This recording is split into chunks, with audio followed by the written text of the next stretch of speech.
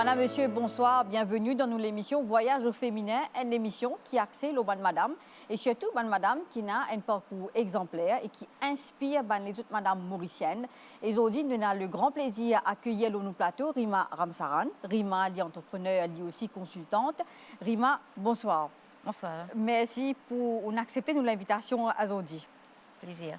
Rima, alors, ou entrepreneur ou consultante, mais on a beaucoup les autres activités aussi qui vous font en même temps. Oui, effectivement. À la base, je suis entrepreneur. Donc, j'ai deux compagnies à mon actif. Une compagnie de management consultancy, que je fais un service de consultancy à une compagnie du secteur privé. Ensuite, on a une deuxième petite entreprise qui est impliquée dans la construction bois. Donc, je fais l'importation de bois à l'état brut et me convertis et j'entreprends des travaux de construction bois, notamment van parquet, plancher, pergola en bois. Et au-delà de mon activité d'entreprise, aussi en ce moment la présidente de l'Association mauricienne des femmes chefs d'entreprise. C'est une association qui existait depuis 1986 et qui regroupe des femmes entrepreneurs dans le secteur formel de l'économie mauricienne. Et puis, sur le côté, moi aussi directrice au niveau de MTCSL, Mauritius Turf Club Sports and Leisure. Mais Rima, l'entrepreneuriat, est-ce que c'est par choix qu'on fait sa chemin vers l'entrepreneuriat là, parce qu'il y a une carrière avant?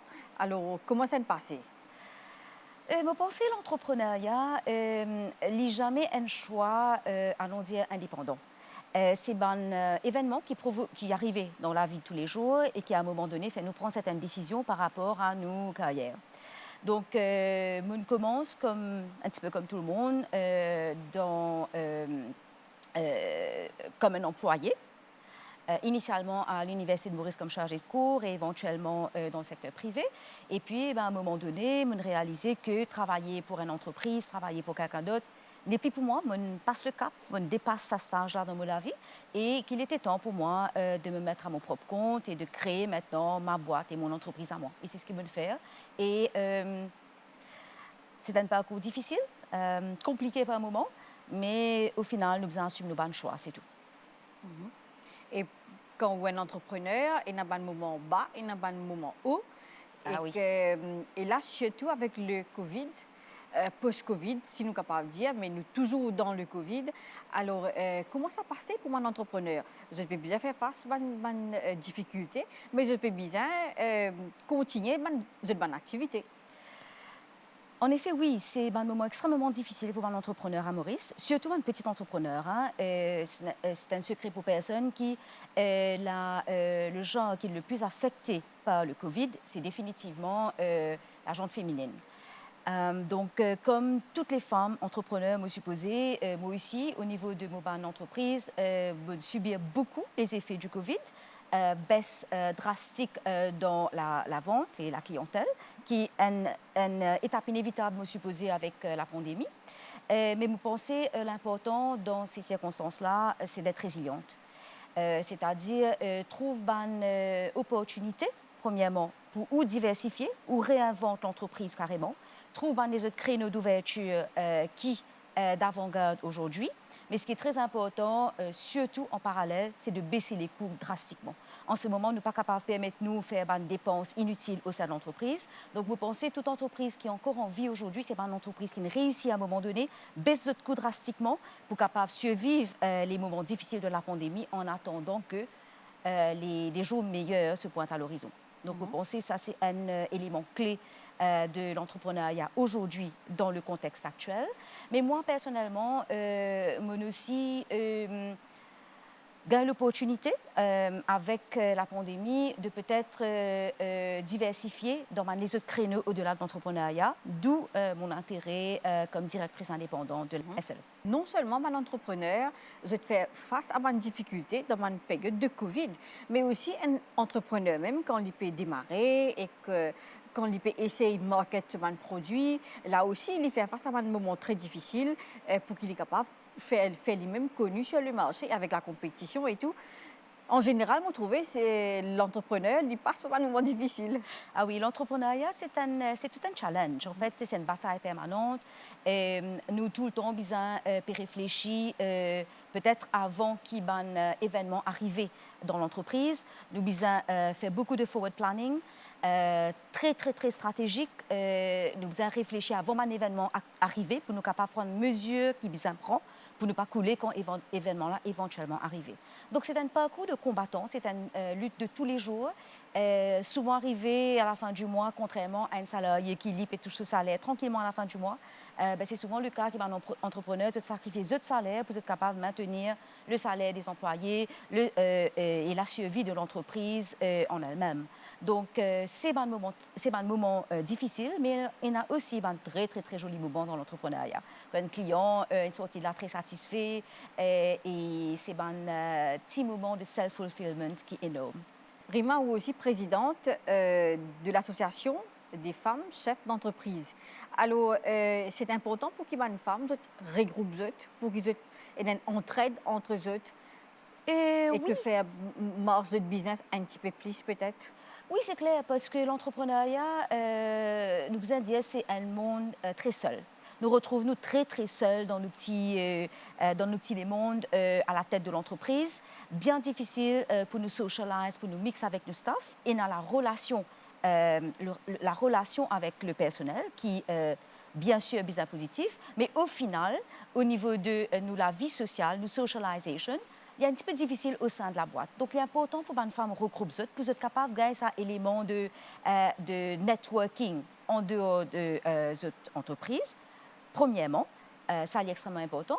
Et puis, deuxièmement, il est extrêmement important qu'il y ait une femme regroupe au sein d'une instance qui fait parce que, contrairement à monsieur, je ne vais pas les rendre dans un discours homme-femme, mais malheureusement, c'est une réalité que la femme les débuté avec les hommes plutôt de débuter avec une longueur d'avance par rapport à madame.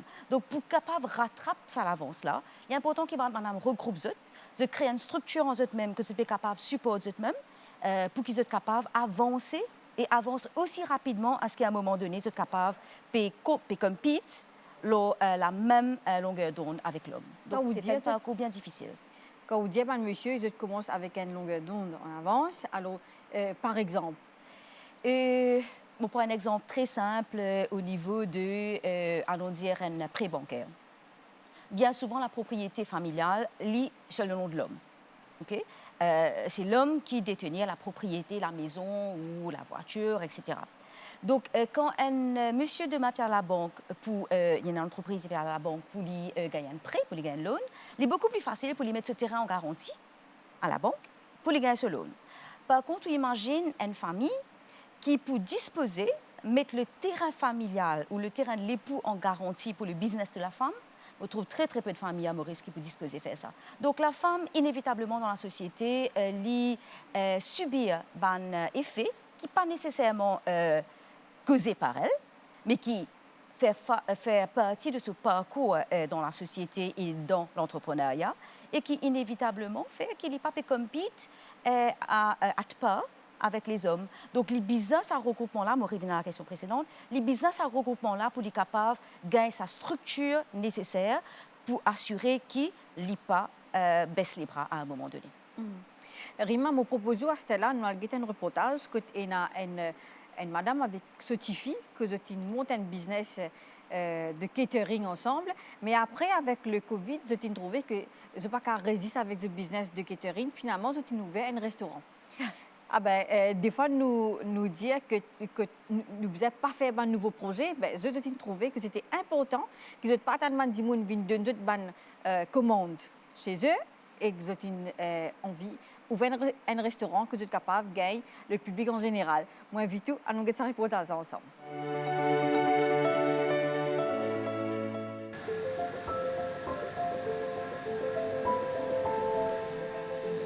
La restauration est un domaine qui intéresse davantage les femmes. C'est aussi le métier qu'a choisi Niti, traiteur chez soi. Elle suit les traces de ses parents, plus précisément sa mère, Poonam. Dans leur restaurant à Le Chalon-Plaisance, les deux femmes, vêtues de leur veste de chef, nous accueillent pour nous préparer et présenter quelques plats. Pendant que Poonam prépare du butter chicken et des poissons à vapeur, Nidhi confectionne un gâteau. Mère et fille travaillent depuis plus de 15 ans dans le domaine de la restauration. Mon business, c'est une catering. Nous cuisons manger mariage, tout les petites fonctions, l'anniversaire, etc. En plus de ça, nous faisons manger religieux aussi. Avant, nous commençons à faire des snacks. Parce que beaucoup de monde ont des snacks pour le mariage. Là, nous commençons à faire manger. Comme mine, biryani. Et nous avons des gens qui viennent par de commande. Nous avons grandi dans la cuisine, côté nous-mêmes, à Mort d'Albert. Là, nous continuons de travailler. Nous commençons à mettre du monde doucement pour travailler. Nous grandissons le business là. Là, à mesure, mon grande fille, Nidhi, elle finit de faire solitude. Là, elle aussi trouvé, elle peut faire ça même travail.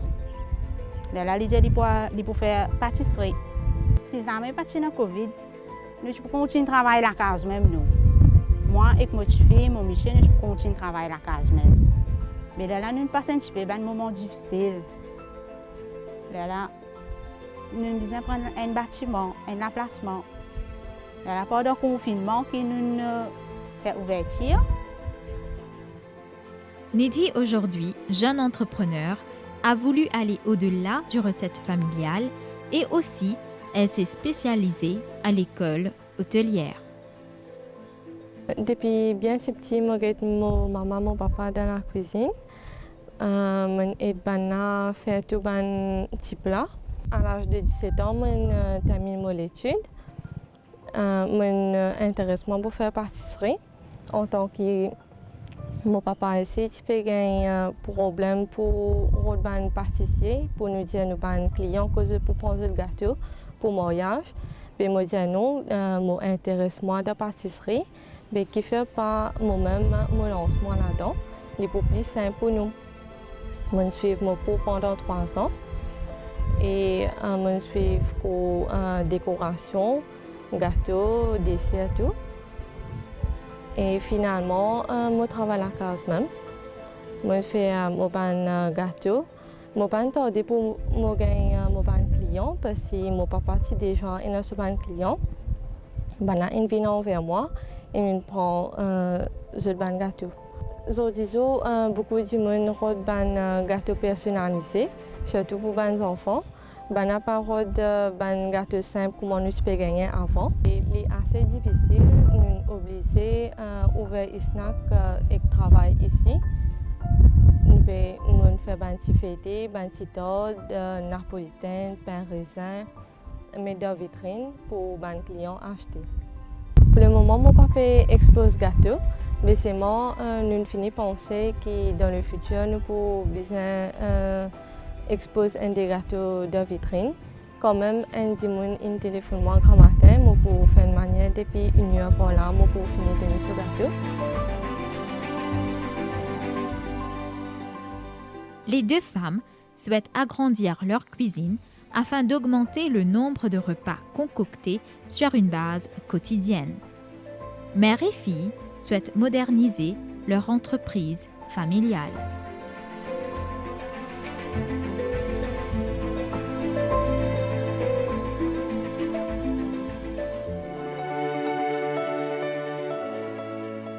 Quand nous trouvons ce reportage, nous trouvons comment ça des femmes-là peuvent struggle, mais c'est aussi un plaisir parce que le fruit peut tellement doux après. Qu'est-ce que vous pensez? Je pense oui que là, c'est un exemple typique d'une compagnie ou d'un entrepreneur qui trouve dans la difficulté une ouverture de marché potentiel et qui font sur l'opportunité, qui lancent à fond. Et c'est un exemple vraiment concret d'une fonceuse. Et ça, c'est le profil de la femme entrepreneur d'aujourd'hui. Et vous pensez que c'était une bonne idée pour qui, dans sa période de confinement, dans la période Covid surtout, que je peux lancer pas un nouveau business, mais peut-être je peux diversifier. Des fois, oui. nous appelons à cut cost, ça va à un moment-là. Oui, il est clair que en ce moment, toute entreprise est amenée à revoir cette structure, ce système et cette façon d'opérer. Dans l'exemple qu'il nous trouvait là, vous pensez, madame là, il est assez bien avertie pour une saisie, l'occasion qui peut-être au Covid, il est parti pour saisir. Peut-être au Covid, il est pour réfléchir 2 fois. Mais probablement qu'il y a une baisse dans la vente drastique durant la pandémie. Et il trouve une façon pour les réinventer. Et dans ces circonstances ou dans cette réalité d'entreprise, là, c'était l'ouverture de marché qui présente lui et voilà, ligne foncée. Donc, vous pensez, en ce moment, c'est une des bonnes raisons qui fait me dire au départ qu'il est important que la personne soit résiliente. Il a besoin qu'on réadapte et réinvente pour lui faire face à un défi qui peut présenter dans le contexte actuel. Et ça, c'est l'exemple concret, nous pensons. Rima, alors, mais avant qu'il y ait un entrepreneur ou qui chargé de cours à l'Université de Maurice, que nous faisons forme un policier à l'université. Oui, effectivement, je commence ma carrière comme chargée de cours à l'Université de Maurice en criminologie, donc essentiellement avec un policier. Donc, j'avais peut-être à l'époque 24-25 ans et je me retrouve moi avec un cours chargé de policiers hommes, donc peut-être 55 hommes et 2 ou 3 madames dedans. Et j'avais à peine 25 ans, donc très jeune par rapport à eux, parce que la majorité d'entre eux étaient non seulement des hommes, mais aussi des hommes matures, donc dans les 35-40 ans. Donc ça a été un gros challenge, mais je pensais que depuis le début de ma carrière, je évoluais toujours dans le monde d'hommes. Et quelque part, je dis à moi, avec recul aujourd'hui, qui contrairement à l'approche de madame, traditionnellement parlant, dans un monde d'hommes, je te sentis victime, je te sentis mis de côté. Mais je pensais que mon parcours a été différent. Dans un monde d'hommes, je me sentis moi au contraire. Je me sentis moi valorisée parce que je pensais à un très jeune âge, je réussi à faire mes preuves au sein de mon cours à l'université. Donc, je essayé d'affirmer moi dans un monde d'hommes. Et du moment qui nous connaît qui nous peut faire, du moment qui nous est dans l'assurance là, et du moment qui la personne en face de nous convaincue qu'il nous a quelque chose à amener, je pense que c'est un gros avantage pour une femme d'évoluer dans un monde d'hommes. Parce qu'indirectement, au final, il n'y a aucune compétition. Hein? Nous pouvons compétir peut-être avec des hommes dans le domaine, mais il n'y a compétition entre un homme et une femme. Parce que la femme, la façon de lier de bonnes affaires et la façon d'entreprendre de bonnes affaires est complètement différente de l'homme. Donc c'est pour ça qu'il me dit, une madame dans un monde d'hommes, c'est une madame qui est en compétition. Donc c'est l'occasion à saisir. Et dans la société, nous trouvons des fois, peut-être une inégalité entre l'homme et la femme. Comment vous percevez cette situation-là? C'est clair qu'il nous évolue à Maurice, comme dans beaucoup de pays ailleurs, dans une société patriarcale, ça veut dire une société dominée par l'homme. On prend plusieurs exemples depuis le début pour démontrer le type de société dans lequel nous étions. Mais je pense en même temps, c'est très important pour l'homme et la femme de reconnaître que dans ce contexte-là, la femme n'est pas toujours désavantagée et l'homme n'est pas toujours avantagé. L'homme aussi fait face à une lacune. L'homme aussi fait face à une contrainte. L'homme aussi fait face à une difficulté, tout comme la femme. Les difficultés sont tout simplement différentes. Et ce qui est important à faire ressortir, c'est que la femme, ayant toujours été the secondary citizen, ayant toujours été derrière l'homme, allons mettre ça comme ça, l'homme avait toujours une avance, l'homme et madame. Donc, nous gardons sa perception que la femme est toujours un petit peu victime, est toujours un peu désavantagée. Mais vous pensez, comme on me disait un petit peu plus tôt, et vous pensez, non, vous maintenir que quelque part, la femme a beaucoup à apporter aussi dans la société. Bien sûr, la société n'est pas égale, mais ça ne veut pas dire qu'il peut y avoir une opportunité et une ouverture, une chance pour les dames également. Nous avons un glass ceiling qui nous besoin briser, l'éclair, mais ça ne veut pas dire qu'il y a une femme qui a d'opportunités pour avancer, pour développer, pour foncer dans la société, du moment qu'ils sont prêts à ça. Mais est-ce que vous pensez, n'empêche, une femme besoin mieux réaffirmer et que dans les affaires, nous capables de changer, une femme même, nous capable d'apporter un changement pour qu'ils soient gagnants finalement, eux-mêmes, et qu'ils soient capables de mieux avancer. D'où là une structure d'encadrement importante pour une femme, parce que bien souvent, de par les contraintes qu'ils ont fait face dans la société, ils n'ont vraiment personne vers qui se tourner. Donc, c'est une structure d'encadrement derrière, et là, c'est l'association qui est importante, parce que l'association amène sa backup derrière pour encourager la femme, développer son self-esteem, son appréciation d'elle-même, pour qu'il est capable de gagner le courage qui est besoin pour foncer. Rima, moi, invite tout. Nous avons un deuxième reportage que nous avons les autres femmes qui démarrent notre business et qui peuvent faire face à un moment difficile. À nous regarder ce reportage là ensemble.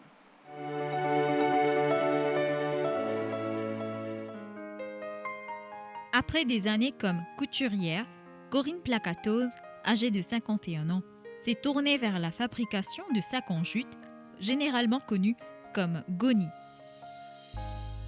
Elle compte déjà 5 ans d'expérience dans ce domaine. L'idée lui est venue suivant la décision du gouvernement de bannir les sacs en plastique pour protéger l'environnement. Ça fait presque 5 ans que je suis là-dedans. Moi, je gagne un cours à Phoenix, dans le centre Femmes Entrepreneurs, parce que moi, je suis contente de faire ça. Et ça, quoi, mon maman dit à moi comme ça, qui fait, tu pas suivre cours là-dedans, il y a une matière intéressante, qui fait, tu pas lance-toi là-dedans. Je dis, moi, j'ai besoin d'une machine. Il dit, moi, j'ai une machine, je prends pour toi.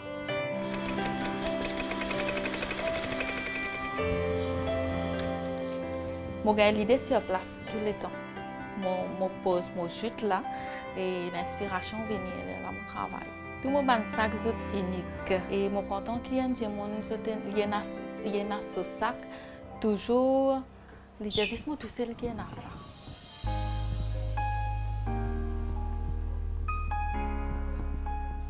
Parfois, je travaille avec banchil, voile, je travaille avec goni même et jute même qui m'a découpé, je mettre l'eau là. Pour travailler avec jute aussi, il n'y a pas une chose qui est facile parce que je travaille avec jute plastifié et il y a un peu dur, nous besoin manier beaucoup avec la main avant de servir machine. Considérée comme la meilleure alternative pour prévenir l'utilisation de matériaux toxiques, les sacs en jute répondent aux normes de l'écologie et de la durabilité. Ça, c'est une matière qui nous sert pour nous éviter de papier et plastique comme les bons ciseaux là-dedans. Matière polyvalente, la toile de jute permet à Corinne de confectionner non seulement des sacs, mais aussi des pochettes, plumiers, trousses pour maquillage, entre autres. Un file, voilà. Nous sommes capables de gagner beaucoup de choses en jute. Beaucoup de choses, il y a beaucoup de monde qui commence à travailler avec jute maintenant. Au début, c'est un peu difficile. Mais plus que mon nouvelle page et mon camarade connaissent sa page. Là. Et là, c'est comme ça commence à aller. Et plus que tout le monde qui connaît, moi je suis dans la couture, mon arrêt de couture et qui commence à faire ça. Les contacts là, comment dire, bouche à l'oreille, tout ça inhaler, continuer à inhaler. Au début, il peut un peu difficile, mais non, n'est pas impossible si on a l'amour pour vous faire. À ce jour, Corinne produit entre 200 à 300 sacs en jute chaque mois. Elle compte employer la main-d'œuvre afin d'agrandir son business. Son objectif ? Fabriquer entre 700 à 800 sacs en jute mensuellement.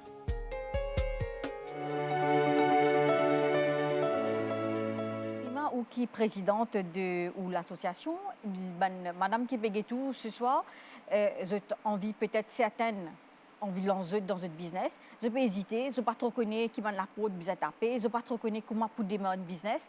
Peut-être il y a une frayeur aussi de démarrer un business après qui passe. S'il n'est pas marché, qui peut faire?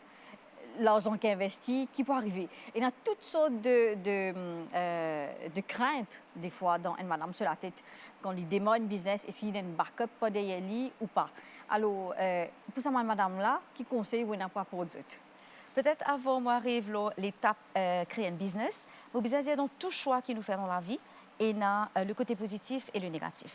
Nous besoin suffisamment armés pour nous capables faire face à un bon moment et un mauvais moment que nous pouvons vivre de par les choix qu'il nous fait dans la vie.